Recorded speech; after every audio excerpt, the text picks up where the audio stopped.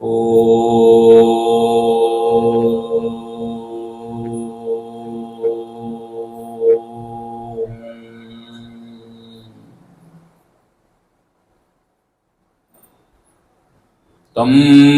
నమామి పరంజ్యోతిరవాంగ్మానసగోచరం ఉన్మూలయత్య విద్యాం యద్విద్యామున్మీలయత్యపి శుక్లాంబరధరం విష్ణుం శశివర్ణం చతుర్భుజం ప్రసన్నవదనం ధ్యాయేత్ సర్వవిఘ్నోపశాంతయే. అగజానన పద్మార్కం గజాననమహర్నిశం అనేకదం తం భక్తానాం ఏకదంతముపాస్మహే ఏకదంతముపాస్మహే. గురుర్బ్రహ్మా గురుర్విష్ణుః గురుర్దేవో మహేశ్వరః గురుః సాక్షాత్ పరబ్రహ్మ తస్మై శ్రీ గురవే నమః. అఖండమండలాకారం వ్యాప్తం యేన చరాచరం తత్పదం దర్శితం యేన తస్మై శ్రీ గురవే నమః. శ్రీ కైవల్య పదంబు చేరుటకునై చింతించదన్ లోకరక్షైకారంభకు భక్త పాలన కళా సంరంభకున్ దానవోద్రేక స్తంభకు కేళిలోల విలసదృగ్జాల నానా సంభూత నానా కంజాత భవాండ కుంభకు మహానందాంగనాడింభకు వాలిన భక్తి మృక్కిద అవారిత తాండవ కేళికిన్ దయాశాలికి సూలికిన్ శిఖరిజాముఖ పద్మమయూఖమాలికిన్ బాల శశాంక మౌలికి కపాలికి మన్మథ గర్వ పర్వతోన్మూలికి నారదాది ముని ముఖ్య మనస్సరసీరుహాలికిన్ ఆతత సేవశేషద సమస్త చరాచర భూత సృష్టి విజ్ఞాతకు భారతీ హృదయ సౌఖ్య విధాతకు వేదరాశి నిర్ణేతకు దేవతా నికర నేతకు కల్మషజేతకున్నతత్రాతకు ధాతకు నిఖిల తాపసలోక శుభప్రదాతకు ఆదరమొప్ప మృక్కిడుదు అద్రిసుతా హృదయానురాగ సంపాదికి దోషభేదికి ప్రపన్న వినోదికి విఘ్నవల్లికాచ్ఛేదికి మంజువాదికి అశేష జగజ్జన నంద వేదికిన్ మోదక ఖాదికిన్ సమద మూషక సాదికి సుప్రసాదికిన్ శారద నీరదేందు ఘనసార పటీర మరాల మల్లికాహార తుషార ఫేన రజతాచలకాశ పణీష కుంద మందార సుధాపయోధి సితతామర సామర వాహిని శుభాకారత నొప్పు నిన్ను మదిగానగనెన్నడుగోగు భారతీ. అమ్మలగన్నయమ్మ ముగురమ్మల మూల పుటమ్మ చాలా పెద్దమ్మ సురారులమ్మ కడుపు ఆరడి పుచ్చినయమ్మ తన్నులో నమ్మిన వేల్పుటమ్మల మనమ్ముల నుండెడి అమ్మ దుర్గ మాయమ్మ కృపాబ్ది ఇచ్చుత మహత్వ కవిత్వ పటుత్వ సంపదల్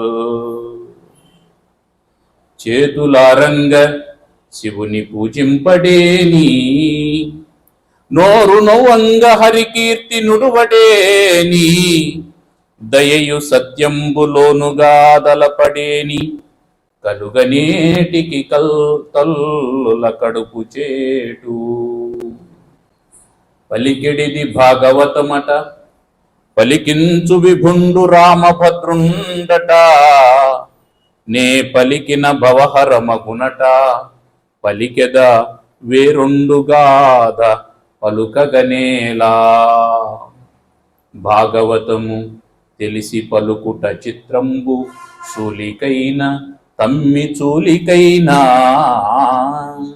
విబుధ జనుల వలన విన్నంత కన్నంత, తెలియవచ్చినంత తేటపరతు, తెలియవచ్చినంత తేటపరతు. హరి ఓం.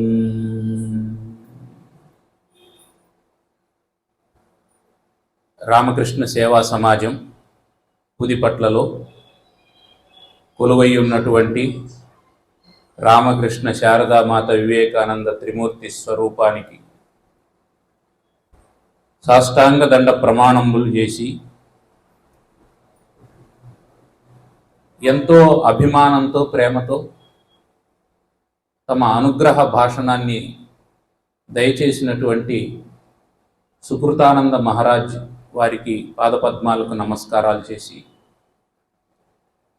ఈ కార్యక్రమానికి శ్రీకారం చుట్టినటువంటి ఈ సమాజం వారందరికీ, కార్యకర్తలందరికీ పేరు పేరున నమస్కారాలు తెలియజేసి,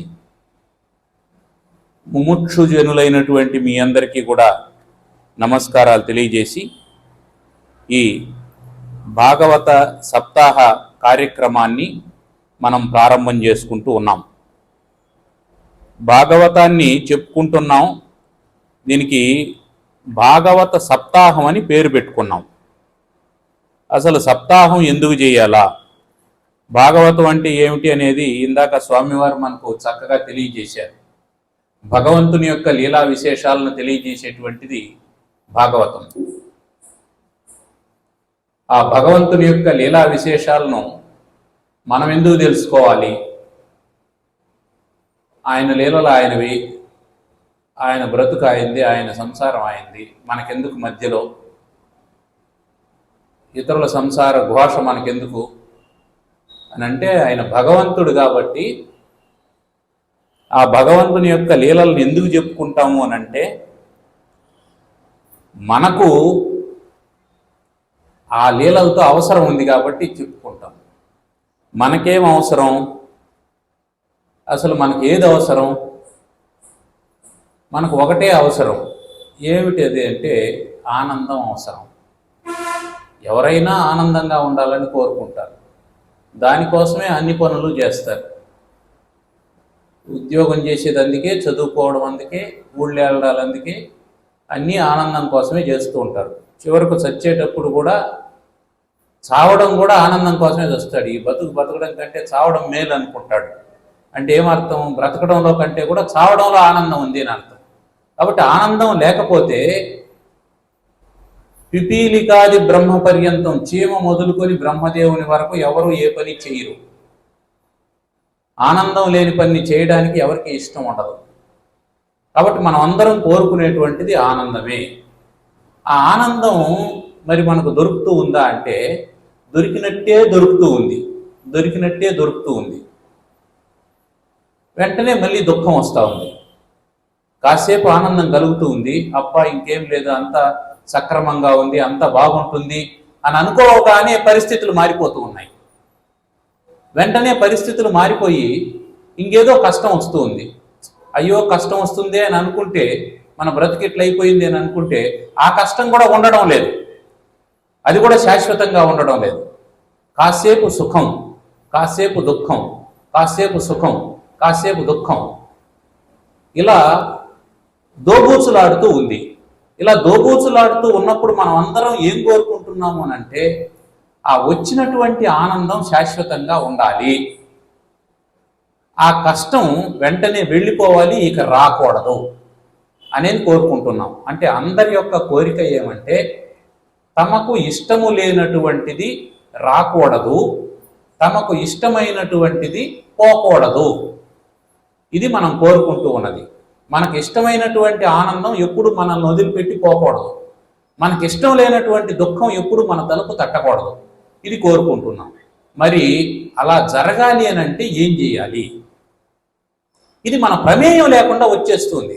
అందరి కోరిక ఒకటే, ఆనందం కావాలని. కానీ మన ప్రమేయం లేకుండా దుఃఖం వస్తుంది. ఆ దుఃఖం ఎందుకు వస్తుంది? దాన్ని ఎందుకు పోగొట్టుకోవాలి? పోగొట్టుకోకపోతే ఏం జరుగుతుంది? పోగొట్టుకోవడానికి మార్గాలు ఉన్నాయా లేదా?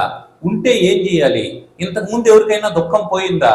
ఎవరైనా శాశ్వతమైనటువంటి ఆనందాన్ని అనుభవించినారా అనేటువంటి చింతన క్రమమే భారతీయ తత్వ చింతన. దుఃఖాన్ని పోగొట్టుకోవడం, ఆత్యంతిక దుఃఖ నివృత్తి దాని పేరు. ఆత్యంతిక దుఃఖ నివృత్తి, నిరతిశయానంద ప్రాప్తి. దీనికోసం ప్రతి ఒక్కరూ ప్రయత్నం చేస్తూ ఉన్నారు. మనం దానికోసమే ప్రయత్నం చేస్తున్నామని మనకు తెలియాల్సిన పని లేదు. మనకు తెలియకుండా చేస్తూ ఉన్నటువంటి అన్ని పనుల యొక్క లక్ష్యం అదొక్కటే అయ్యింది. అందుకని ఏం చేయాలా అంటే ఈ దుఃఖానికి మూల కారణం కనుక్కోవాలి. సాయంకాలం పూట సప్తాహం కోసం వస్తూ ఉన్నాం. సప్తాహం కోసం వస్తూ ఉంటే కాస్త చీకటిగా ఉంది. ఆ చీకట్లో మనకు పెద్ద పాము కనిపించింది. అమ్మో పాము ఉంది అని గట్టిగా అరిచాం. ఎక్కడ పాము అని ఇక్కడి నుంచి నలుగురు, అక్కడి నుంచి నలుగురు కర్రలు తీసుకొని వచ్చారు. అదో గోడ పక్కన ఉంది చూడండి, గోడ పక్కన ఉంది చూడండి. అవును, చాలా పొడవుగా ఉంది, పెద్దదిగా ఉంది, లావుగా ఉంది అని చెప్పి అనుకొని, ఏది కర్ర తీసుకోరా కొట్టు, వెళ్ళిపోతుంది, అది వెళ్ళిపోకముందే కొట్టండి అని అంతా హడావిడి చేస్తున్నాను. ఈ పామును మొదట చూసినటువంటి వారికి కాళ్ళు చేతులు వణుకుతూ ఉంటాయి, చెమట్లు పట్టేసింది, భయంతో వణికిపోతూ ఉన్నారు. ఎంతలోనే ఆ దారిని వస్తూ ఉన్నటువంటి ఒక మహాత్ముడు, పుణ్యాత్ముడు ఏం చేశాడంటే, ఏందయ్యా అక్కడ అంత హడావిడి చేస్తుంటారంటే, పాముందయ్యా అట్టని చెప్పి అన్నారు. ఏది చూద్దాం ఉండు అని ఆయన చేతిలో ఉండేటువంటి టార్చ్ లైట్ వేశాడు. టార్చ్ లైట్ వేయగానే ఏం కనిపించింది? అది తాడు కనిపించింది. ఏమో భలేవాళ్ళుగా ఉన్నారు మీరు, ఎవరో ఆవును కట్టేసే పగ్గాన్ని తీసుకొని వచ్చి అక్కడ పడేసినట్టున్నారు, పగ్గాన్ని చూసి పాము అనుకుంటున్నారు అని చెప్పి అనగానే, ఓహో పగ్గమా అని వదిలేసాడు. ఇప్పుడు అది పగ్గమా పామా? అది పగ్గమా పామా? వాస్తవ స్వరూపం ఏమిటి? అది తాడు. అయితే మనకెందుకు కనిపించింది? అది పాముగా కనిపించింది. పాముగా కనిపించింది కాబట్టి మనకు భయం పుట్టింది. భయం పుట్టింది కాబట్టి వణుకొచ్చింది, చెమట పట్టింది. దీన్ని రజ్జు సర్ప భ్రాంతి అంటారు. ఆ భ్రాంతి వల్ల మనకు దుఃఖం కలిగింది. ఎప్పుడైతే దాని నిజస్వరూపాన్ని మనం తెలుసుకున్నామో, అది పాము కాదు తాడు అని ఎప్పుడైతే తెలుసుకున్నామో, అప్పుడు మళ్ళీ మనకు దుఃఖం ఉందా? అప్పుడు భయం ఉందా? లేదు. అప్పుడు మళ్ళీ ఇది మాదే ఈ తాడని, ఎవరైతే పాము అని ఇందాక భయపడ్డారో వాళ్ళు ఇదే మా తాడే, ఇది మా పిల్లోడు ఇందాక స్కిప్పింగ్ ఆడుకుంటా అన్నాడు, వాడు వదిలేసినట్టున్నాడని దాన్ని తీసి మళ్ళీ భుజం మీద వేసుకొని పోతారు. అది పాము అయితే భుజం మీద వేసుకొని ఉంటారా? ఇప్పుడు కాటేస్తుంది, అది ఇందాకైతే కాటేసి ఉంటుంది కదా. అంటే మనం వస్తువు యొక్క వాస్తవ స్వరూపాన్ని తెలుసుకోనప్పుడు భ్రాంతి వల్ల అది మనకు దుఃఖాన్ని కలిగిస్తుంది. జగత్తు యొక్క వాస్తవ స్వరూపాన్ని మనం తెలుసుకోకపోతే భ్రాంతి వల్ల అది మనకు దుఃఖమయంగా కనిపిస్తూ ఉన్నది. వాస్తవ స్వరూపం ఏమిటి, వాస్తవ స్వరూపం కాకపోవడం ఏమిటి అనేది మనం ఆలోచన చేసినప్పుడు వాస్తవం ఏమిటి అంటే, జగత్తులో జ అంటే పుట్టేది అని అర్థం, గా అంటే గతించేది అని అర్థం. పుడుతూ పోతూ ఉండేటువంటి దానికే జగత్ అని పేరు. దాని వాస్తవ స్వరూపం అది. అది పుడుతూ ఉంటుంది, పోతూ ఉంటుంది. మనం పుట్టినప్పుడు సంతోషిస్తాం, పోయినప్పుడు బాధపడుతూ ఉంటాం. పుట్టడం ఎంత సహజమో పోవడం కూడా అంతే సహజం అనేది మనకు అర్థమైతే అప్పుడు దాని వాస్తవ స్వరూపం మనకు తెలిసినట్టు. ఆ వాస్తవ స్వరూపం ఎప్పుడైతే తెలుస్తుందో అప్పుడు మనకు ఆనందం కలుగుతుంది. అంటే పుట్టితే సంతోషించేది ఉండదు, పోతే బాధపడేది ఉండదు. కాబట్టి సంతోషము లేదు, దుఃఖము లేదు. ఒక రకమైనటువంటి నిరామయమైనటువంటి, ఎలాంటి ఉద్వేగము లేనటువంటి ఒక నిర్మల మానసిక స్థితిలో ఉంటాము. దానికే సమాధి స్థితి అని పేరు పెట్టారు. ధి అంటే బుద్ధి. బుద్ధి సమంగా ఉండడమే సమాధి స్థితి.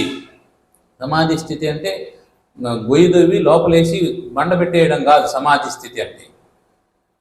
బుద్ధి ద్వారా సమత్వాన్ని సంపాదించుకోవడం. భగవద్గీతలో శ్రీకృష్ణ పరమాత్మ సమత్వం యోగ ఉచ్యతే అని చెప్పన్నాను. ఆ సమదృష్టి రావడం. ఆ సమదృష్టి ఏమిటి? జగత్తు అంటేనే పుట్టేటువంటిది పోయేటువంటిది అనేది తెలుసుకోవడం. కాబట్టి పుట్టేది పోయేది ఖచ్చితంగా జరుగుతుంది అని అనుకున్నప్పుడు మనమంతా పుట్టినాం కాబట్టి చెప్పచ్చు కదా, మనం అందరం పుట్టినాం కాబట్టి మనం అందరం పోతాం. మనకి ఇష్టం ఉన్నా లేకపోయినా పోతాం. ఎప్పుడు పోతాం? 7 రోజుల్లో పోతాం. అందరికీ 7 రోజులే ఉంది.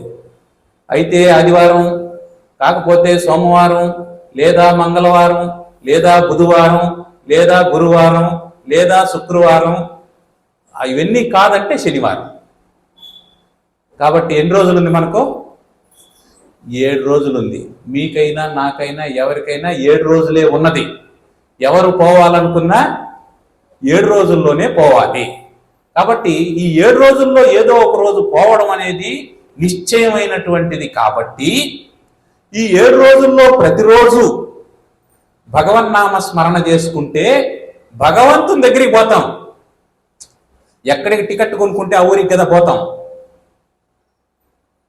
ఎక్కడికి టికెట్ కొనుక్కుంటే ఆ ఊరికి పోతాం. Renigunta railway station, Tirupati railway station పోయినాం. నెల్లూరుకి టికెట్ కొనుక్కున్నాం. నెల్లూరుకి టికెట్ కొని కదిరి రైలు ఎక్కినాం. పోనిస్తాడా? మనల్ని దించేస్తాడు. నువ్వు కొనింది నెల్లూరికి కాబట్టి నెల్లూరికి పో అంటాడు. లేదు కదిరిలో బాగుంటుందంట, ఇక్కడ రంగనాయ స్వామిని కాదు అక్కడ నేను నరసింహస్వామిని చూడడానికి పోతున్నాను అని అంటే కుదరదు, దిగేయి, నువ్వు వేరే టికెట్ కొనుక్కో అంటాడు. అందువల్ల నువ్వు పాపం చేసి నేను స్వర్గానికి పోతానంటే సాధ్యం కాదు. నేను పుణ్యం చేసి నేను నరకానికి పోతాను, చూసేసి వస్తాను, ఓ ట్రిప్ ఏముంటుందాడా, ఏదో మసాలాలు వేయించినట్టు వేయిస్తూ ఉంటారంట మనుషులంతా, ఒకసారి చూసేసి వస్తాను ఎట్లుంటుందని అంటే నీకు ఎంట్రీ టికెట్ లేదు, లోపలికి రానివ్వరు, నువ్వు కోరుకున్నా రానివ్వరు. అందువల్ల ఎక్కడికి టికెట్ తీసుకుంటే అక్కడికే పోతాం కనుక ఏ టికెట్ తీసుకోవాలి? భగవంతుని సాన్నిధ్యానికి చేరుకునేటువంటి టికెట్ తీసుకోవాలి. ఆ టికెట్ ఏమిటి అంటే భగవన్నామ స్మరణే టికెట్. నామజపమే కలౌ నామ సంస్మరణం అని చెప్పి అన్నారు. యజ్ఞ యాగాదులు చేయడానికి, తపస్సు చేయడానికి మనకు తీరిక లేదు. మీకు లేదు, నాకు లేదు, ఎవరికి తీరిక లేదు. పొద్దున్నే లేస్తే ఎన్నో పనులు ఉన్నాయి, సంసారం ఉంది, ఇవన్నీ చూసుకోవాలి. ఇవన్నీ చూసుకుంటూ మేము ఎక్కడ కూర్చొని తపస్సు చేసే స్వామి మీకేం చెప్తారు, మీరు రోజు గంట సేపు మెడిటేషన్ చేయమని చెప్పి మీకంటే తీరిక ఉంది, మాకెక్కడుంది తీరిక? ఎవరికి తీరిక లేదు ప్రపంచంలో. తీరికగా ప్రపంచంలో ఎవడో పుట్టలేదు, ఏదో పని కోసమే పుట్టాడు. ప్రతి ఒక్కడిని ఎవడో తరాంతా ఉన్నాడు. ఎవడు తరుగుతున్నాడో వాని వెనక ఎవరు ఉండారో తెలియదు. మిమ్మల్ని తరుగుతుండారు, నన్ను తరుగుతుండారు, సన్యాసిని తరుగుతున్నాడు, గృహస్థుని తరుగుతున్నాడు, బ్రహ్మచారిని తరుగుతున్నాడు. ఎవడో తరుగుతూ ఉన్నట్టు వీడు పరిగెత్తనే ఉన్నాడు. పుట్టినప్పటి నుంచి పరుగు ఆపడం లేదు. 60 ఏళ్ళకు రిటైర్ అయిపోరా అని చెబితే లేదు మాకు ఇంకా 2 ఏళ్ళు పెంచండి అని చెప్పి అంటారు. పోనీ 62కు రిటైర్ అయిపో అంటే రిటైర్ అయిన తర్వాత మళ్ళీ పోయి ఒక ఉద్యోగంలో చేస్తాడు. పరుగులు తీస్తూనే ఉంటాడు. మళ్ళీ ఇంకేదో పని పెట్టుకుంటాడు. ఎక్కడైనా పరుగాపి ధ్యానం చేద్దామని అనుకుంటాడా, పూజ చేద్దామని అనుకుంటాడా? సాధ్యమయ్యే పని కాదు. అసలు కూర్చోవడానికి వీలవుతే కదా. కూర్చుందాం అనుకునే సమయానికి మోకాళ్ళు వంగవు, నడువు నొప్పి వస్తుంది, గంట సేపు కూర్చోలేడు, ఇంకేం చేస్తాడు? అందుకని కలౌ నామ సంకీర్తనం, భగవన్నామాన్ని నిరంతరం స్మరణ చేస్తూ ఉండాలి. ఆ నిరంతరం స్మరణ చేయాలంటే కూడా సాధ్యం కాదు. ఎందుకు సాధ్యం కాదు అని అంటే మీరు రామ రామ రామ అనుకుంటా వంట చేయడం మొదలు పెట్టినారంటే ఉప్పు బదులు చక్కెర వేసినా వేస్తారు, లేదా కాఫీ పెట్టినారంటే చక్కెర బదులు సాల్ట్ వేసి కాఫీ ఇచ్చినా ఇస్తారు. తాగి ఆయన కూడా రామ రామ అంట తాగితే పర్వాలేదు. ఆయన రామ రామ అనలేదనుకోండి, ఆ కాఫీని ముఖం మీద చల్లే అవకాశం ఉంటుంది. అందువల్ల రామారామాని జపం చేస్తూ కాఫీ పెట్టచ్చు, కానీ దృష్టి మాత్రం ఏది చక్కెర ఏది ఉప్పు అనే దాని మీద ఉండి తీరాల్సిందే. కాబట్టి ఇక్కడ కూడా సమస్య ఉంది. అందుకని ఏం చేయాలా అంటే భగవంతుణ్ణి మనలోనే స్థాపించుకోవాలి. భగవంతుణ్ణి మనలోనే స్థాపించుకోవాలి. యద్యత్ కర్మ కరోమి తత్తదఖిలం శంభో తవారాధనం అని శంకరాచార్యులు వారు అన్నట్టు మనం ఏం పని చేస్తున్నా దాన్ని ఆరాధనగా మార్చేయాలి. వంట చేస్తున్నాం, అది నైవేద్యంగా మారిపోవాలి. అది భగవంతునికి సమర్పణ చేస్తే నైవేద్యంగా మారిపోతుంది. నీళ్లు తెచ్చుకున్నాం, అది పవిత్రమైనటువంటి తీర్థంగా మారిపోవాలి. స్నానం చేస్తున్నాం, అది మనం ఒంటి మీద నీళ్లు పోసుకున్నట్టు ఉండకూడదు, అది గంగా స్నానంగా మారిపోవాలి. అందుకనే మన వాళ్ళు ఏం చెప్పినారు, నువ్వు స్నానం చేస్తూ ఉన్నప్పుడు గంగే యమునే చైవ గోదావరి సరస్వతి నర్మదే సింధు కావేరి జలేస్మిన్ సన్నిధిం కురు అని ఒక మాట చెప్పుకోనైనా ఆ నదులన్నింటినీ ఇందులో ఆవాహన చేసుకో, అవి పరమ పవిత్రం అవుతాయని చెప్పి అన్నారు. భోంచేసేటప్పుడు ఆ భగవంతునికి నువ్వు ప్రతిరోజు ప్రతి పూట కాసంత అన్నం తీసి పక్కన పెట్టి లేదా అన్నానికి నమస్కారం చేసుకొని, భగవంతుడా ఈ పూట నువ్వు ప్రసాదంగా ఇచ్చినటువంటి దాన్ని నేను స్వీకరిస్తూ ఉన్నానని ఒక్క మాట ఒక్క ప్రార్థన చేసి మొదలుపెట్టు. భగవంతునికి సమర్పించి మనం తినడం మొదలు పెట్టామంటే అది ప్రసాదం అవుతుంది. లేకపోతే దాని పేరు ఏం చెప్పారు తెలుసా? దొంగ కూడవుతుంది. తైర్దత్త న ప్రదాయభ్యో యో భుంక్తే స్థేన ఏవ సహా. అతడు ఇచ్చినటువంటి దాన్ని అతనికి తిరిగి ఇవ్వకుండా ఎవరైతే తింటారో వాడు స్థేన దొంగ, వాడు దొంగ. అంటే ఎవడిచ్చాడు? ఏదైనా తెచ్చావా నువ్వు వస్తూ పోతూ తీసుకుపోతావా లేదనే దాని సంగతి మళ్ళీ ఆలోచన చేద్దాం. వస్తూ ఏమైనా తెచ్చావా? మొలతాడు కూడా తెచ్చుకోలేదు, ఏమీ లేకుండా వచ్చావు. ఏమీ లేకుండా వచ్చినటువంటి నీకు భగవంతుడు ఇక్కడ సమస్తాన్ని ఏర్పాటు చేసి పెట్టాడు. ఆ సమస్తం ఏర్పాటు చేసినటువంటి భగవంతుని పట్ల కృతజ్ఞత భావంతో ఉండడమే భక్తి అంటే. భగవంతుని కంటే నేను భిన్నమైనటువంటి వాడిని కాను అని తెలుసుకోవడమే జ్ఞానం అంటే. భగవంతుడు ఇచ్చినటువంటి దాన్ని నాకు ఎంత అవసరమో అంత తీసుకొని మిగిలింది ఇక్కడే వదిలేసి పోవాలి అని తెలుసుకోవడమే వైరాగ్యం అంటే. భక్తి, జ్ఞానము, వైరాగ్యం ఈ మూడు ఉండాలి. భక్తి ఏమిటి? భగవంతుడు ఇవన్నీ ఇచ్చాడు, అతనికి కృతజ్ఞతతో ఉండడం భక్తి. జ్ఞానం ఏమిటి? ఆ భగవంతుని కంటే నేను వేరు కాదు, భగవంతుడు నేను ఒకటే, ఒకే అంశంతో ఉన్నటువంటి వాళ్ళం అని తెలుసుకోవడం, నేను భగవంతుని యొక్క అంశాన్ని తెలుసుకోవడం జ్ఞానం. వైరాగ్యం ఏమిటి? ఇది ఏది నాది కాదు కాబట్టి దీన్నంతా యాజ్ ఇట్ ఈజ్గా వదిలేసి వెళ్ళిపోవాల్సిందే. నువ్వు కావాలనుకున్నా కూడా తీసుకొని పోయేదేమీ లేదు. ఉన్నది ఉన్నట్టు చిన్న మార్పు కూడా చేయకుండా, కనీసం లాకర్ నెంబర్ కూడా చెప్పకుండా వెళ్ళిపోతావు. లాకర్ నెంబర్ కూడా చెప్పవు, వెళ్ళిపోతావు. అట్లా ఉన్నదాన్ని ఉన్నట్టు అన్నింటినీ వదిలేసి వెళ్ళిపోవడం అది సత్యం. ఆ సత్యాన్ని గుర్తించడం వైరాగ్యం.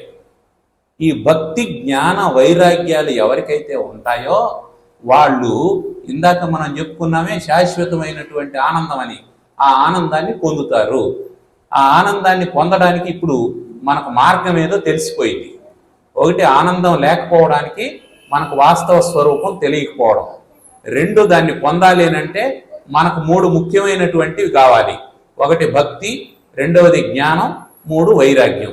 కాబట్టి జ్ఞాన వైరాగ్యాల సంగతి పక్కన పెడితే కాసేపు కనీసం భక్తిలోకైనా ప్రవేశించే ప్రయత్నం చేయాలి. ఆ భక్తిలోకి ప్రవేశించాలి అంటే ఏం చేయాలంటే, ఇంతకుముందు భక్తులు ఎవరున్నారు, వాళ్ళు ఎలా భక్తి చేశారు, వాళ్లకు భగవంతునికి సంబంధ బాంధవ్యాలు ఎలా ఏర్పడ్డాయి అని భక్తుల చరిత్రను, భగవంతుని లీలలను తెలుసుకోవడానికి చేసేటువంటి ప్రయత్నమే భాగవత సప్తాహం. అందుకోసమని భాగవత సప్తాహం చేస్తాం. భాగవత సప్తాహం వల్ల ప్రయోజనం ఎవరికైనా ఏమన్నా కలుగుతుందా అని అంటే కొంత కలుగుతుంది. భక్తి కలగచ్చు, జ్ఞానం కలగచ్చు, వైరాగ్యం కలగచ్చు.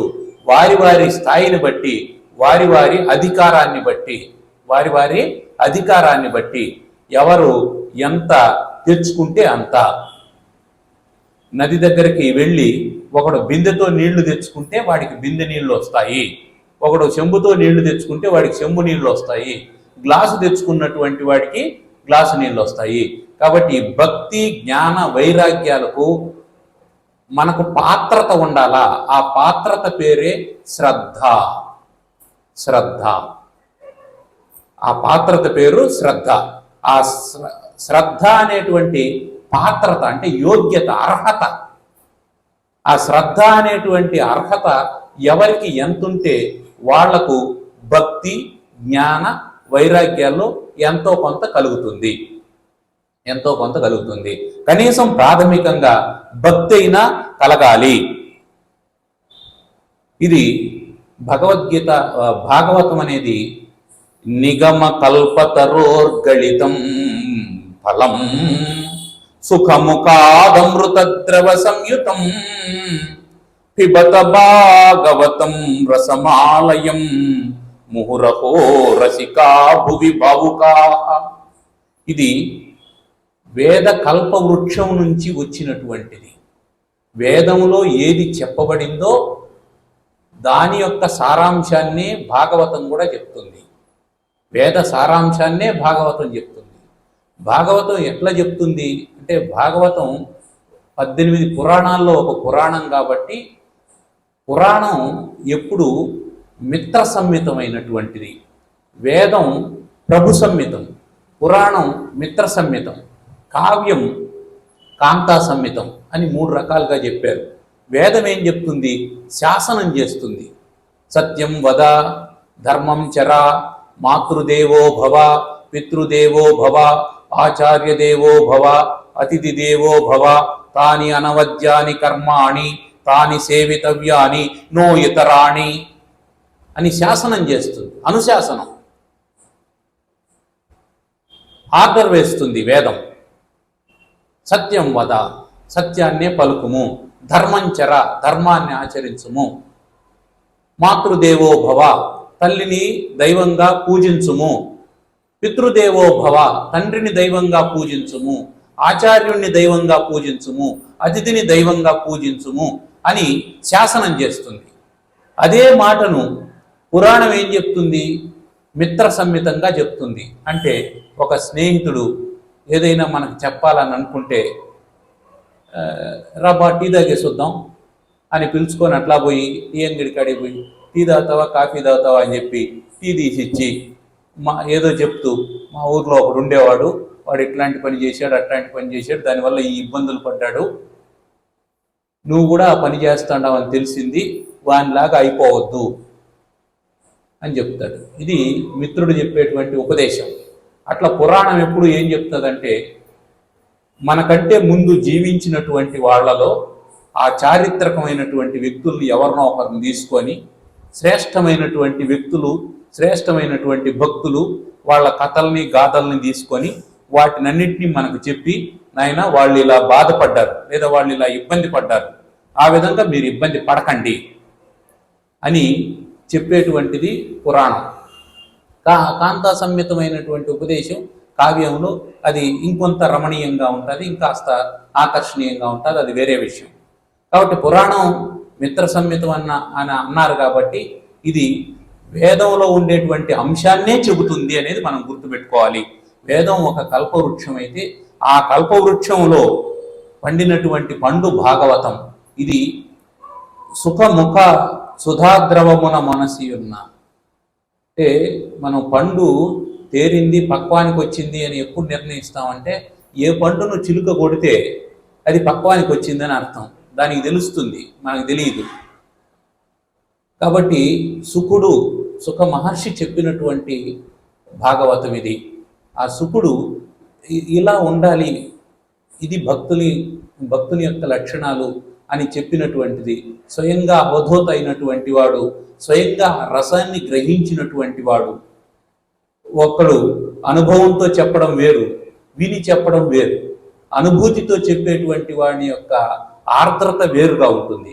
కాబట్టి స్వయంగా బ్రహ్మజ్ఞాని అయినటువంటి సుఖ మహర్షి చెప్పినటువంటిది కాబట్టి భాగవతం అంత పరమ రమణీయంగా, అద్భుతంగా, ఆ రసాస్వాదన భరితంగా, మనకు అనిపిస్తుంది.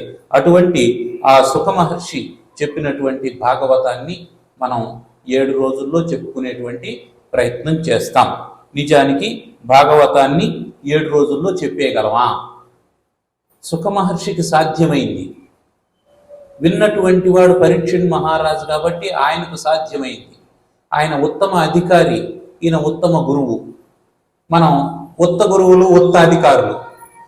కాబట్టి మనకు సాధ్యం అవుతుందా లేదా అనేది పక్కన పెట్టి ఎంత సాధ్యమైతే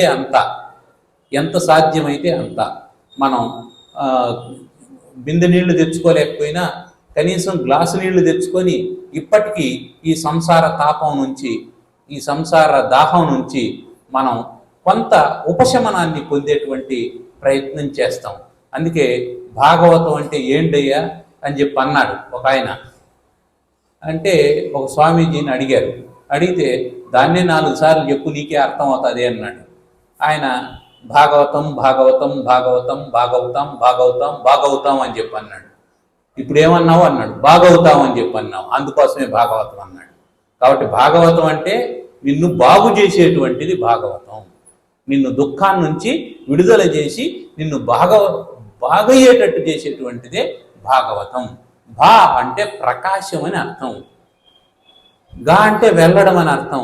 ఎక్కడి నుంచి ఎక్కడికి వెళ్తావు? ఎప్పుడైనా ప్రయాణం ఎక్కడికి చేయాలంటే తమసోమ జ్యోతిర్గమయ, చీకట్లో నుంచి వెలుతురుకు ప్రయాణం చేయాలి. భా అంటే ప్రకాశం, ప్రకాశంలోకి ప్రయాణం చేస్తున్నాం. ఎక్కడున్నాము అంటే చీకట్లో ఉన్నాం. ఎక్కడ మొదలైంది చీకటి?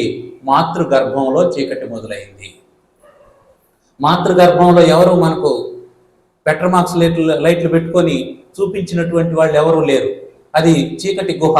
ఆ చీకట్లోనే ఉన్నాం. అక్కడి నుంచి స్వామికి నమస్కారం చేసుకొని ఎన్ని వేల సార్లు ప్రార్థన చేసి ఉంటామో, భగవంతుడా తమసోమ జ్యోతిర్గమయ, తమసోమ జ్యోతిర్గమయ, తమసోమ జ్యోతిర్గమయ అని 10 నెలలు తపస్సు చేస్తే మాతృగర్భంలో అప్పుడు భగవంతుడు విడుదల ప్రసాదించాడు, జన్మాన్నిచ్చాడు. మాతృగర్భం అనేటువంటి చీకటి గుహలో నుంచి వెలుతురులోకి వచ్చాం. వచ్చిన తర్వాత ఏం జరిగింది? మనం వెలుతురులోకి వచ్చామని అనుకున్నాం. బాహ్యంలో వెలుతురు ఉంది, కానీ లోపల ఉన్నటువంటి చీకటి అట్లాగే ఉండిపోయింది. బయట చీకటి పోయింది. ఎట్లయ్యా బయట చీకటి ఎట్టబోతుంది? కిం జ్యోతిస్తవ భానుమాన్ అహనిమే, శంకరాచార్యుల వారు. అయ్యా పగలిపూట నీకు వెలుతురు ఏది ఇస్తుంది అంటే భానుమాన్, సూర్యుడు నాకు వెలుతురిస్తాడు. రాత్రిపూట అంటే ప్రదీపాదికం, చంద్రుడు, దీపాలు, నక్షత్రాలు ఇవన్నీ వెలుతురిస్తాయి. అంటే అవి లేనప్పుడు అన్నాడు. మళ్ళీ ఇవేవి లేనప్పుడు దీపాలు ఆరిపోయినాయి, చంద్రోదయం జరగలేదు, ఇప్పుడు చీకటే ఉంది, ఇప్పుడు వెలుతురేమిటి అంటే ఏమి నాకు గోచరించడం లేదు అన్నాడు. గోచరిస్తుంది చూడు అని చెప్పి అన్నాడు. కళ్ళు మూసుకున్నాడు, నిద్ర వచ్చింది, మంచి కళ వచ్చింది. ఆ కళలో అనేకమైనటువంటి విషయాలు కనిపించాయి. చీకటిగా ఉంది, రాత్రిపూట పడుకున్నాడు, కళ్ళు మూసుకున్నాడు. ఇప్పుడు స్పష్టంగా అన్నీ కనిపిస్తూ ఉన్నాయి. ఎక్కడ? కళలో. అక్కడ ఎవడు దీపాన్ని వెలిగించాడు? అక్కడ ఎవడు దీపాన్ని వెలిగిస్తే ఈ వస్తువులు కనిపిస్తున్నాయి. నువ్వు కళ్ళు మూసుకొని ఉంటే కూడా దేనితో చూడగలుగుతూ ఉన్నావు? దేనితో చూసావు? అప్పుడు నీ చర్మచక్షువులు ఉన్నాయా?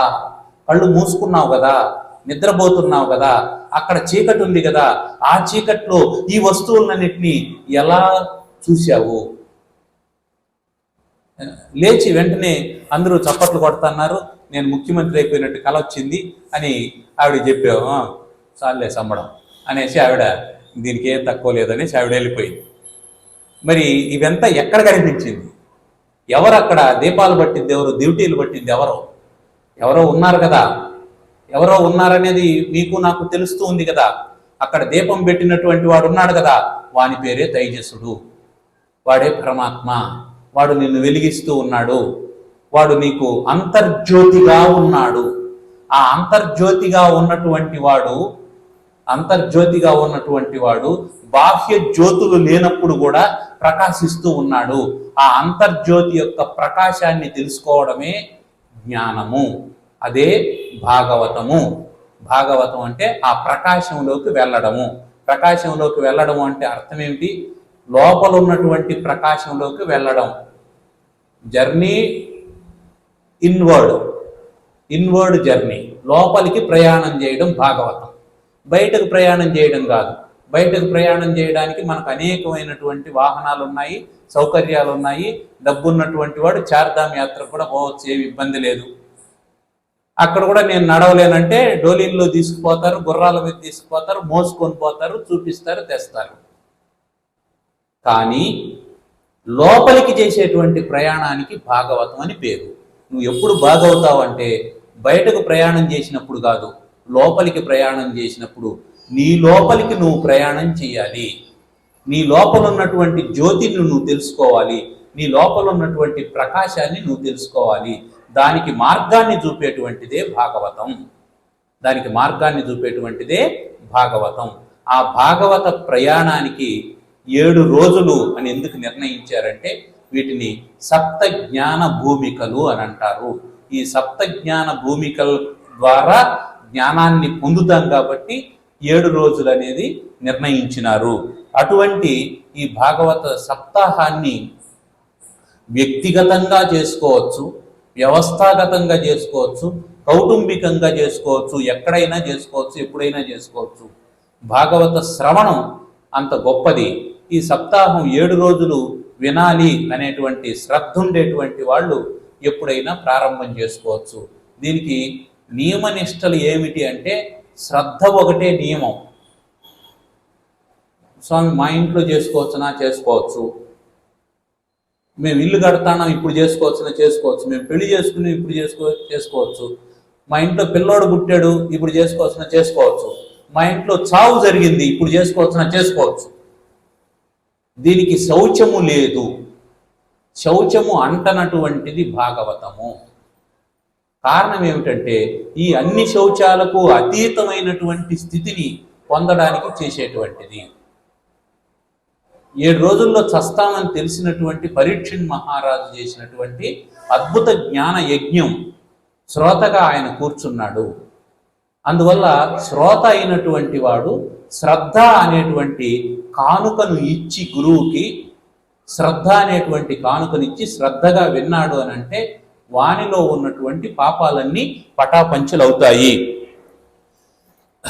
తుంగభద్ర నదీ తీరంలో ఒక గ్రామం ఉండేది. ఆ గ్రామంలో ఆత్మదేవుడు దుందులి అనేటువంటి బ్రాహ్మణ దంపతులు నివసిస్తూ ఉండేవాళ్ళు. అట్లా నివసిస్తూ ఉంటే వాళ్లకు పిల్లలు లేరు. అన్నీ ఉన్నాయి కానీ సంతానం లేదనేటువంటి బాధతో ఉన్న ఆత్మదేవుని దగ్గరికి ఒకానొక రోజు ఒక సన్యాసి వచ్చాడు. సన్యాసి వచ్చి ఆయన ఇట్లాంటి సీజనే, మామిడికాయల సీజను, ఆయనకో మామిడి పండు ఇచ్చాడు. మామిడి పండు ఇచ్చి ఇది మీ భార్యకి ఇచ్చి తినిపించండి, మీకు సంతానం కలుగుతారు అని చెప్పాడు. సరే, ఆయన తీసుకొని వచ్చి ఎంతో ప్రేమగా భార్యకి ఇచ్చి దీన్ని తింటే మనకు సంతానం కలుగుతుందని స్వామీజీ చెప్పారు. కాబట్టి దీన్ని నువ్వు శుచి స్నానపానాదులు చేసిన తర్వాత, పూజాదులు ముగించుకున్న తర్వాత దీన్ని ప్రసాదంగా స్వీకరించు అని చెబితే ఆమె ఒక ఆలోచన చేసింది. ఇది తింటే మనం గర్భధారణ చేయాల, ప్రసవ వేదన అనుభవించాలా, ఇవంతా ఎందుకు కర్మ అని బిడ్డలను సాకడంలో కష్టం, కనడంలో కష్టం, ఈ కష్టమేమీ లేకుండా ప్రశాంతంగా ఉండాలంటే ఈ పండు తినకుండా ఉండాలి అని చెప్పని ఆ పండును దాచిపెట్టేస్తే భర్త అడుగుతాడు కదా తిన్నావా లేదా అని. ఈలోపు వాళ్ళ చెల్లెలు ఒక ఆవిడ ఉంది. ఆ చెల్లెలతో కలిసి వీళ్ళిద్దరూ ప్రణాళిక వేశారు. ఈ తెలుగు సీరియల్ లాంటి ప్రణాళిక, ఇట్లాంటి ప్రణాళికను అంటే మన సీరియల్లో తప్ప ఇట్లాంటి ప్రణాళికలు ఎక్కడా కనిపించవు. వాళ్ళిద్దరు ఏం ప్రణాళిక వేశారంటే, ఆ చెల్లెలు అప్పుడే గర్భవతిగా ఉన్నది. ఆ చెల్లెలు పిల్లవాడిని కని తన అక్కకు ఇచ్చేటట్టు అగ్రిమెంట్ చేసుకున్నారు. అందువల్ల ఈమె గర్భం ధరించినట్టు నటిస్తూ ఉన్నది. ఎవరు? ఆ అక్క. ఆమె నటిస్తూ ఉంది. ఆమెమో నిజంగానే గర్భాన్ని ధరించి ఉన్నది. మరి ఈ పండు ఏం చేయాలా? వాళ్ళ ఇంట్లో ఒక ఆవు ఉంటే ఆ ఆవుకు తినిపించేశారు పండుని. చెల్లెలకు నవమాసాలు నిండాయి, గోమాతకు నవమాసాలు నిండాయి. చెల్లెలకు ఒక పిల్లవాడు పుట్టాడు.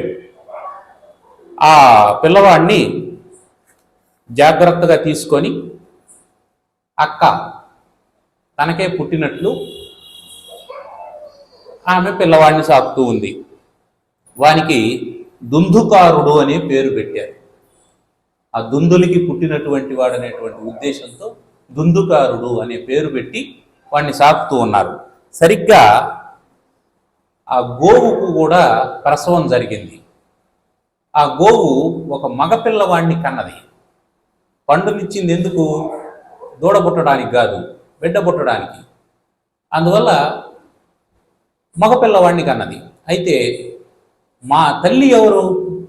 గోవు గనుక ఆ గోవు యొక్క అంశంతో ఆ గోవు చెవులు వచ్చాయి. అంటే ఆవు చెవులు ఉండేటువంటి మగపిల్లవాడు పుట్టాడు. వాడు మగపిల్లవాడే కానీ చెవులు మాత్రం ఆవు చెవులు ఉన్నాయి. అటువంటి వాడు పుట్టాడు. సరే, పుట్టడంతో వానికి గోకర్ణుడు అని పేరు పెట్టినారు. కర్ణం అంటే చెవి కదా, ఆవు లాంటి చెవులు ఉన్నాయి కాబట్టి గోకర్ణుడు అనేటువంటి పేరు పెట్టారు. ఈ దుందుమారుడు గోకర్ణుడు ఇద్దరు అన్నదమ్ముళ్ళు కదా, ప్రశాంతంగా పెరుగుతూ ఉన్నారు. చిన్నప్పుడు గడిచిపోతూ ఉంది. పెద్ద అయ్యే కొద్దికి దుందుమారుల్లో దుర్మార్గం బయటపడుతూ ఉంది. వాడు చదువు సంధ్యలు వదిలేశాడు, దొంగైనాడు. ఇంట్లో ఉండేటువంటి ఆస్తుల్ని చిన్న చిన్న దొంగతనాలు మొదలుపెట్టి ఆస్తినంతా కాజేసి వాడు ఇంటి నుంచి పారిపోయినాడు, భ్రష్టుడైపోయినాడు, రకరకాలైనటువంటి పనులు చేసి.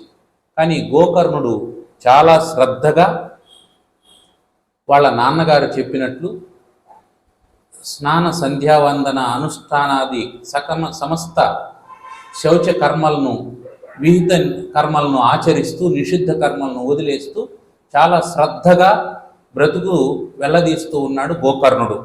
సరే, ఇట్లా గోకర్ణుడు కొంతకాలం జరిగింది. తీర్థయాత్రలకు వెళ్ళాడు. ఆ తీర్థయాత్రలు ముగించుకొని వచ్చాడు. ముగించుకొని వచ్చేసే సమయానికి దుందుమారుని పరిస్థితి ఏమిటైందంటే, వాడు వేశ్యాలోలుడై దొంగతనాలు చేస్తూ ఒక చోట పెద్ద దొంగతనం చేసి కావాల్సినంత ధనం తీసుకొని ఒక వేశ్యాగృహంలోకి వెళ్ళాడు. ఆ ధనానికి ఆశపడినటువంటి ఆ వేశ్యలు వాడిని చంపేశారు, దుందుమారుణ్ణి చంపేశారు. చంపేసిన తర్వాత వాడు ఒక ప్రేతం అయ్యాడు. ఆ ప్రేతాత్మ ఇంట్లో నిద్రపోతూ ఉన్నటువంటి గోకర్ణుని దగ్గరికి వచ్చాడు. గోకర్ణుని దగ్గరికి వచ్చి అతన్ని పీడించడం మొదలు పెడితే వెంటనే గోకర్ణుడు తన చేతిలో ఉండేటువంటి మంత్రజలాన్ని తీసుకొని ఆ ప్రేతం మీద చల్లాడు. ప్రేతాత్మ మీద చల్లగానే ఆ ప్రేతాత్మ మాట్లాడడం మొదలుపెట్టింది. ఏమని మొదలుపెట్టింది? అన్నయ్య, నేను దుందుకారుణ్ణి. నీవు చాలా శ్రద్ధగా శాస్త్రాలను అధ్యయనం చేసి చక్కగా చదువుకొని భగవద్భక్తి పరాయణుడవై హాయిగా జీవితాన్ని అనుభవిస్తూ ఉన్నావు. నేను రకరకాలైనటువంటి పాపిష్టి పనులన్నింటినీ చేసి ఈ విధంగా తల్లిదండ్రులు చెప్పిన మాట వినక, గురువులు చెప్పిన మాట వినక, పెద్దలు చెప్పినటువంటి మాటలు పెడచెవిని పెట్టి నేను ఇదిగో ఇలాంటి దుస్థితిలో ఉన్నాను. నాకు ఎలాగైనా సరే సద్గతిని కలుగజేయి అని చెప్పి అన్నాడు. ఎందుకు వచ్చింది ఈ ఆలోచన అంటే, ఎంత దుర్మార్గం చేసినా విత్తనం ఎక్కడిది? ఆ సంకల్పం ఎక్కడిది? తండ్రి సంకల్పం ఉన్నది. ఆ తల్లి తాలూకు దోషం కారణం చేత, మాతృదోషం వల్ల అతను ఆ విధంగా తయారయ్యాడు. తండ్రి సంకల్పం ఉత్తమమైనటువంటి కుమారుడు కావాలని. ఆ సంకల్పం వాడు ప్రేతాత్మగా మారిన తర్వాత అది ప్రయోజనవంతమైంది, అది ఫలించింది. అందుకని ఇప్పుడు అతనికి ప్రేతంగా మారిన తర్వాత పశ్చాత్తాపం కలిగి తన అన్న దగ్గరికి వచ్చి నాకు సద్గతిని ప్రసాదించు అని చెప్పంటే, నాయనా నువ్వు ప్రేతంగా ఉండడానికి వీల్లేదు, నీకు సద్గతి కలగకుండా ఉండడానికి వీల్లేదు. ఎందుకోనంటే నేను తీర్థయాత్రలకు వెళ్ళాను, అన్ని పుణ్యక్షేత్రాల్లో తర్పణాలు వదిలేను. నువ్వు చనిపోయావు కాబట్టి నీకు కూడా తర్పణాలు వదిలే. చాలాసార్లు గయలో నీకు శ్రాద్ధం పెట్టా, అయినా నువ్వు ఈ విధంగా తయారైనావు, నీకు నిష్కృతి కలగలేదు అంటే ఇది ఏమైనా శాస్త్రానికి విరుద్ధంగా ఉంది అని అంటే, అప్పుడు అన్నాడు దుందుమారుడు, అన్న నువ్వు గయలో శ్రాద్ధం పెడితే కూడా నాకు మోక్షం కలగలేదు అని అంటే నేను ఎంత పాపాత్ముడినో గుర్తుపెట్టుకో, దీనికి ఇంకేమైనా మార్గం ఆలోచించి అని చెప్పంటే, సరే ఒక నెల ఆగు చెప్తాను అని చెప్పని గోకర్ణుడు సూర్య జపం ప్రారంభం చేశాడు. సూర్యుని గురించి జపం చేయడం మొదలుపెట్టాడు. సూర్యుని గురించి ఒక్క నెల రోజులు స్థిరమైనటువంటి బుద్ధితో గోకర్ణుడు జపం చేయడంతో సూర్యుడు కరుణించి అశరీరవాణి ద్వారా ఆయనకు ఏం చెప్పాడంటే, నాయన నువ్వు భాగవత సప్తాహం చేసి ఆ భాగవత సప్తాహం ఫలితాన్ని దుందుమారునికి దారబోసావంటే అతనికి మోక్షం కలుగుతుంది అని చెప్పాడు. వెంటనే ఆ గోకర్ణుడు భాగవత సప్తాహాన్ని ప్రారంభం చేశాడు. అయితే వినాల్సింది ఎవరు? ప్రేత రూపంలో ఉన్నటువంటి వాడు కదా. ఆ ప్రేత రూపంలో ఉన్నటువంటి వాడు వింటాడో వినడో అని ఒక ముఖ్య శ్రోతను ఏర్పాటు చేసుకున్నాడు. శ్రోతను ఏర్పాటు చేసుకొని ఆ శ్రోతృ ఫలితాన్ని అతనికి దారబోయడం కోసం ఖచ్చితంగా భాగవత సప్తాహం అంటే ఒక శ్రోత ఉండాలా. ఆ శ్రోత మొదటి రోజు నుంచి చివరి రోజు వరకు శ్రద్ధగా వినాలి. మిగతా వాళ్ళ సంగతి వచ్చేవాళ్ళు పోయేవాళ్ళు మధ్యలో ఫోన్ వచ్చినటువంటి వాళ్ళు ఇట్లా వాళ్ళంతా శ్రోతల కిందికి లెక్కరారు, వాళ్ళంతా ప్రేక్షకుల కిందికి లెక్క వస్తారు. శ్రోతాన్ని ఎవరిని అంటామంటే ఓంకారం చెప్పినప్పటి నుంచి ఓం శాంతి చెప్పేంత వరకు ఎవరైతే శ్రద్ధగా వింటారో వాళ్లే శ్రోతలు. మధ్య మధ్యలో లేచి తిరిగేటువంటి వాళ్ళు శ్రోతల కిందికి లెక్కరారు. ఒకవేళ ఆ విధంగా వచ్చినటువంటి వాళ్ళంతా ఏదో ఒక రోజు ఏదో ఒక పని కోసం లేచి పక్కకి వెళ్ళారు, లేదంటే ఒక రోజు వచ్చారు ఒక రోజు రాలేదు అంటే అప్పుడు ఆ భాగవత సప్తాహం వృధా అయిపోతుంది. చెప్పినటువంటి వాడికి ఫలితం వస్తుంది, ఎవడో వినలేదు కాబట్టి ఆ శ్రోతృ ఫలితాన్ని పొందకుండా పోతారు. అందుకని వాళ్ళు ఏం చేశారంటే ఒక నిష్ఠాగరిష్ఠుడైనటువంటి తపస్వాధ్యాయ సంపన్నుడైనటువంటి ఒక వ్యక్తిని శ్రోతగా నియమించి ఈయన భాగవతాన్ని చదవడం ప్రారంభం చేశాడు గోకర్ణుడు. ఆ వాయు రూపంలో ఉండేటువంటి దుందుకారుని యొక్క ప్రేతాత్మ కూడా అది వాయు రూపంలో ఉంటుంది కాబట్టి ఇటు అటు తిరుగుతూ ఉంటుంది. సరే ఎప్పుడు వీలు పడితే అప్పుడు వినేటట్టు. అందువల్ల ఈయన శ్రోతను ఏర్పాటు చేసి చెప్పడం మొదలు పెడితే స్థిరంగా ఉండలేమనేటువంటి ఉద్దేశంతో ఆ దుందుకారుడు ఏం చేశాడంటే ఆ ఎదురుగా ఉండేటువంటి ఒక వెదురు చెట్టులోకి ప్రవేశించాడు. తిరగకుండా ఉండడం కోసం తనంతా నిర్బంధించుకోవడం, అంత శ్రద్ధ కలిగింది. ఒక వెదురు చెట్టులోకి ప్రవేశించి తదేక దీక్షతో వేరే ఆలోచన లేకుండా ఒక్క అక్షరం కూడా పొల్లుపోకుండా ఈ గోకర్ణుడు చదువుతూ ఉంటే అంతే శ్రద్ధతో ఆ ప్రేత రూపంలో ఉండేటువంటి దుందుకారుడు వింటూ ఉన్నాడు. ఆ వింటూ ఉంటే ఒక్కరోజు శ్రవణం పూర్తిగానే ఆ వెదురులో ఉండేటువంటి ఒక్క కణుకు పెద్ద శబ్దంతో ఠాక్మని పగిలిపోయేది. అట్లా ఒక్కొక్క కణుకు 7వ రోజున 7వ కణుకు కూడా పగిలిపోయింది. ఆ వెదురులో ఉండేటువంటి 7 కణుపులు పగిలిపోయాయి. పెద్ద శబ్దంతో పేలిపోవడంతో ఆ అద్భుతమైనటువంటి ఒక పురుషుడు ఆ వెదురులో నుంచి బయట వచ్చాడు. ఎలా ఉన్నాడు? సాక్షాత్తు శ్రీకృష్ణ పరమాత్మలాగా ఉన్నాడు. అంటే ఆ విన్నటువంటి దుందుకారుడు సారూప్యాన్ని పొందాడు. ముక్తి 4 రకాలుగా ఉంటుంది: సాలోక్యము, సామీప్యము, సారూప్యము, సాయుజ్యము అనే పేరుతో. సాలోక్యము అంటే వైకుంఠాన్ని చేరడం సాలోక్యం. ఆ లోకంలో అంటే శ్రీమన్నారాయణుడు ఏ లోకంలో అయితే నివసిస్తూ ఉన్నాడో ఆ లోకానికి మనం కూడా వెళితే అది సాలోక్య ముక్తి.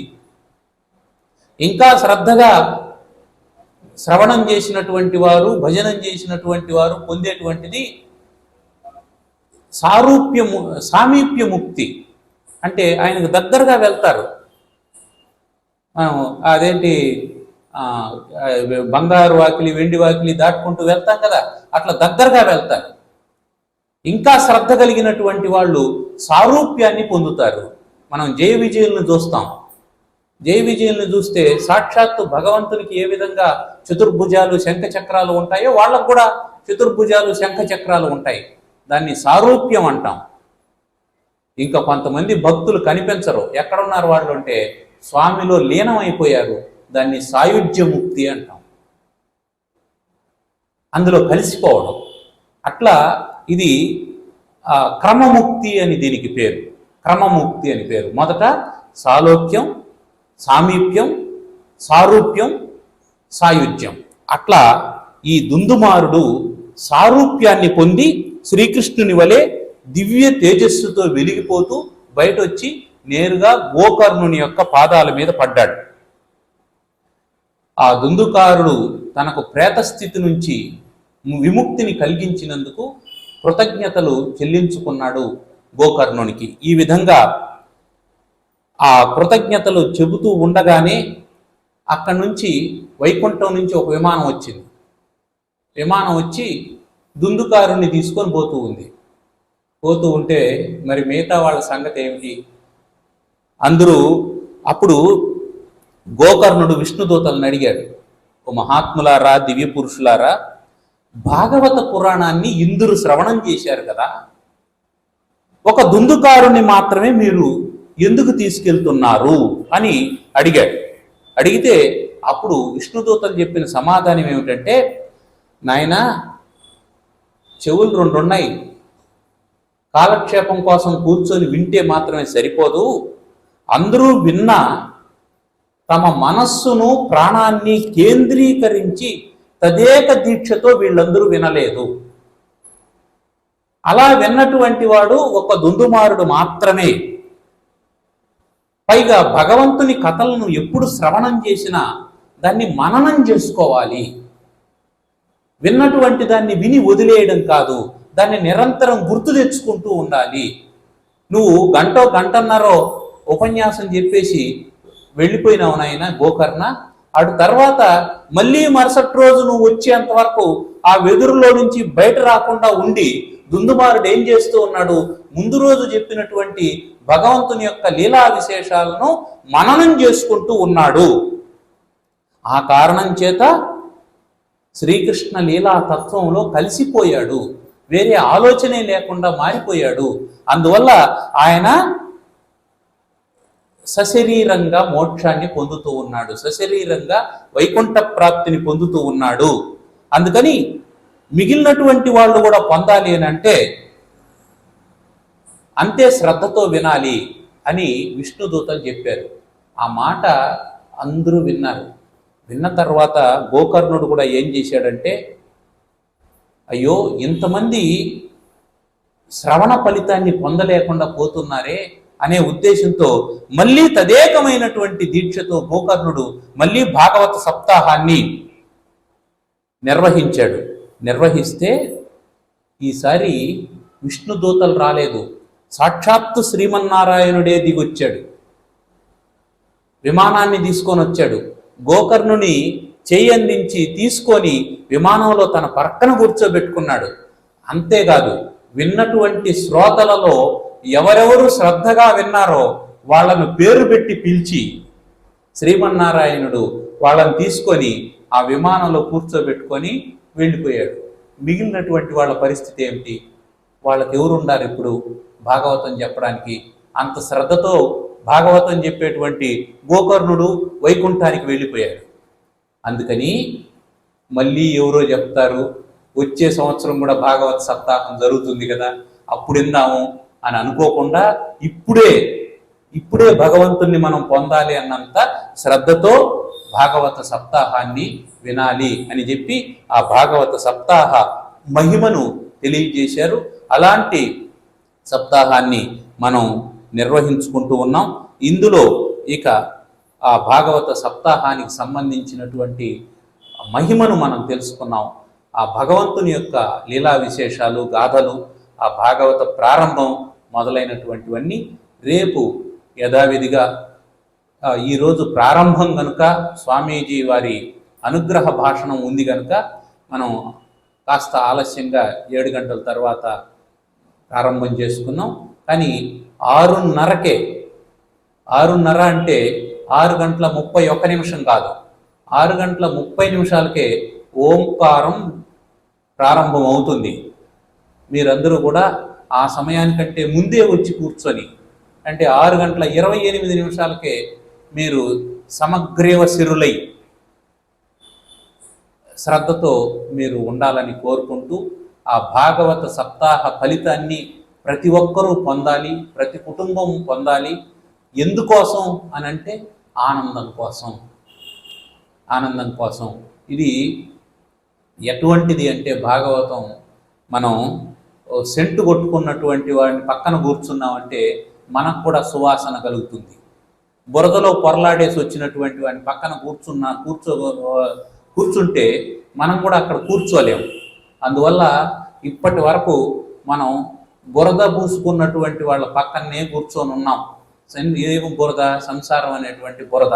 ఇప్పుడు భాగవతం అనేటువంటి సెంటు మనం కొట్టుకున్నామంటే మన ప్రక్కన ఉండేటువంటి వాళ్లకు, అంటే మన జీవిత భాగస్వాములకు, పిల్లలకు, అందరికీ కూడా ఆ భాగవత శ్రవణ ఫలితం దక్కుతుంది. ఉద్యానవనంలో నడిచేటువంటి వాడు సువాసనలు పీల్చుకుంటాడు. మురికి కాలువ గట్టును నడిచేటువంటి వాడికి మురికి వాసన వస్తుంది. అందువల్ల మనం ఉద్యానవనంలోకి ప్రవేశిస్తూ ఉన్నాం. అందుకని అత్యంత శ్రద్ధతో, భక్తితో, భక్తి జ్ఞాన వైరాగ్యాలు కలగడానికి పెట్టుబడి ఏమిటి? శ్రద్ధ. అదొక్కటే పెట్టుబడి. పెట్టుబడి లేని వ్యాపారాలు కొన్ని ఉంటాయి లోకంలో.